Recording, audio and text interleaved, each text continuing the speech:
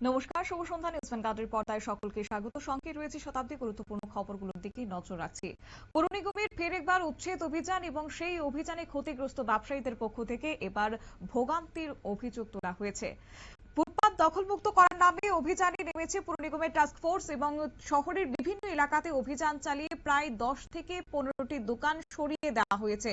পুর নিগমের পক্ষ থেকে দাবি করা হয় যে ফুটপাত দখল করে বেআইনিভাবে ব্যবসা করা এবং ভেন্ডার লাইসেন্স থাকা সত্ত্বেও নির্দিষ্ট সময়ের পর দোকান না সরানোর অভিযোগেই এই অভিযান চালানো হয়েছে। তবে এই অভিযানকে কেন্দ্র করে উঠছে একাধিক প্রশ্ন। ব্যবসায়ীদের একাংশের অভিযোগ যে দীর্ঘদিন ধরে ছোট ব্যবসা করে সংসার চালাচ্ছেন তারা, কিন্তু হঠাৎ করে দোকান সরিয়ে নেওয়ার কার্যত বিপাকে পড়েছেন ব্যবসায়ীরা। বিশেষ করে যাদের বৈধ ভেন্ডার লাইসেন্স রয়েছে তাদের ক্ষেত্রে একইভাবে দোকান তুলে নেওয়া কতটা যুক্তিসঙ্গত সেটা নিয়ে উঠছে প্রশ্ন। কি রয়েছে বিস্তারিত শুনুন। অভিযানটা মূলত আজকে আমরা প্যারেড স্টেশন থেকে শুরু করেছি। প্যারেড স্টেশন সিটি সেন্টারের সামনে দোকানগুলি আমরা উঠিয়েছি। তাদেরকে আগে বলা হয়েছিল যাতে দোকান করার পরে দোকানটা যাতে এখান থেকে সরিয়ে নেওয়া হয়, কিন্তু দেখা যাচ্ছে দীর্ঘদিন ধরে তারা দোকান এখানে যাচ্ছে। আমরা আগেও প্রোগ্রামগুলি করেছিলাম, কিন্তু এখানে আমরা সকালবেলা থেকে দেখছি দোকানগুলি এখানে রেখে বিকালবেলা তারা এসে আবার ব্যবসা করে।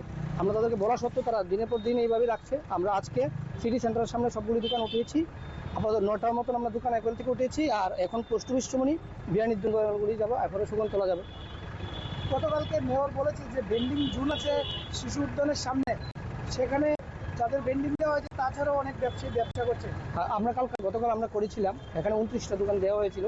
আমরা কালকে গেছি, দেওয়া ওইখানে আমরা এনফোর্সমেন্ট করেছি, করে দেখা গেছে 29টা দোকান যাওয়া। আমরা 29টা দোকানের ভিতরে একটা দোকান আমরা সরিয়ে দিয়েছি অলরেডি। একটা দোকান বেশি ছিল, ওইটা আমরা সরিয়ে দেওয়া হয়েছে। এখন আমাদের ঢাকা বিরিয়ানি একটা দোকান, তারা দিনের পর দিন এখানে রেখে যায় ব্যবসা করে, বিকালবেলা এসে দোকানটা এখানে সারাদিন রেখে দেয়। তো আমরা এখন পেয়েছি এখনো দোকান খুলিনি, তারা আসবে বিকালবেলা, তো এখন খুলে রেখে দিয়েছে, আমরা এখন উঠিয়ে নিচ্ছি।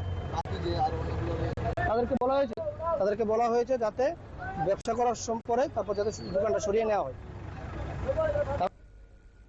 আপনারা শুনেন তাদের পক্ষ থেকে বক্তব্য। তবে বিশেষজ্ঞদের একাংশ কিন্তু বলছেন এই যে পুর নিগমের পক্ষ থেকে অভিযান চালানো হচ্ছে তাতে করে ব্যবসায়ীদের ক্ষেত্রে আগাম ভাবে একটা জানিয়ে দেওয়া দরকার ছিল, কিন্তু তা না করে সেখানে হঠাৎ করে এই অভিযান চালাচ্ছে। এতে করে ব্যবসায়ীরা যেমন ক্ষতির মুখে পড়ছেন, তেমনি কিন্তু তাদের যে প্রতিদিনের রুটি রয়েছে সেখানেও কিন্তু একটা আঘাত হানার সামিল বলে ব্যবসায়ীরা কিংবা যারা বিশেষজ্ঞরা রয়েছেন তারা বলছেন।